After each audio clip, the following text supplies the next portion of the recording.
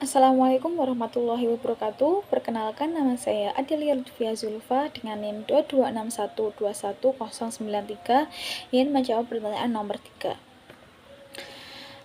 Pertanyaannya adalah menangani perbedaan pendapat dan interpretasi dalam studi Islam serta membangun dialog konstruktif dengan para tokoh agama dari berbagai ormas Islam yang memiliki pandangan berbeda. Pendekatan yang efektif melibatkan beberapa langkah sebagai berikut, yaitu yang pertama, menangani perbedaan pendapat dan interpretasi, memahami konteks dan metode studi Islam secara komprehensif.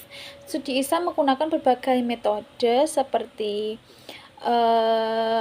interpretasi teks dengan memperhatikan konteks budaya dan bahasa, kemudian memahami pengalaman umat Islam secara langsung, serta metode deduktif dan sinkronis analitis yang memungkinkan analisis teoris mendalam. Dengan memahami metode ini, kita dapat melihat bahwa perbedaan interpretasi sering muncul karena perbedaan konteks sosial, budaya, dan pendekatan metodologis dalam menafsirkan Al-Quran dan hadis.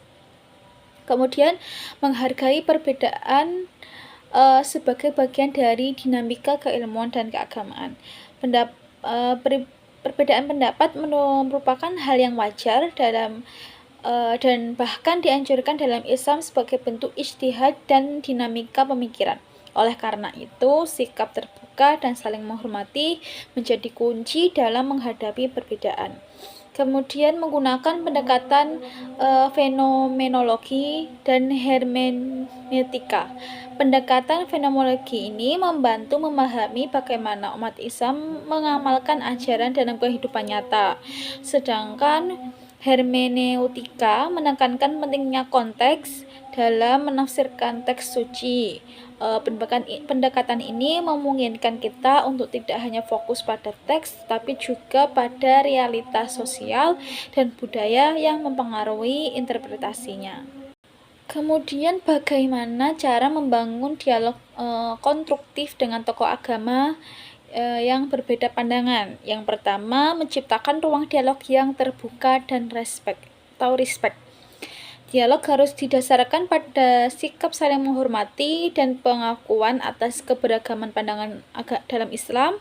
Kemudian pendekatan teologis, dialogis yang menekankan pencarian titik temu dan saling pengertian antar agama dan antar mazhab dapat diterapkan dalam dialog antar tokoh agama. Yang kedua adalah memposisikan diri di posisi intersubjektif atau pendekatan rapportment. Pendekatan ini menempatkan dialog pada margin of operation, di mana masing-masing pihak tidak harus meleburkan identitasnya, tetapi tetap mencari titik temu yang memungkinkan pemahaman bersama. Ini menghindari konflik dan membuka peluang kolaborasi. Kemudian yang ketiga, menggunakan metode ilmiah dan data empiris dalam diskusi. Yang keempat, fokus pada tujuan bersama, menekankan nilai-nilai universal dalam Islam seperti keadilan, kemanusiaan, dan perdamaian sebagai landasan bersama dalam dialog, sehingga perbedaan pandangan tidak menjadi penghalang kerjasama. Seperti itu. Wassalamualaikum warahmatullahi wabarakatuh.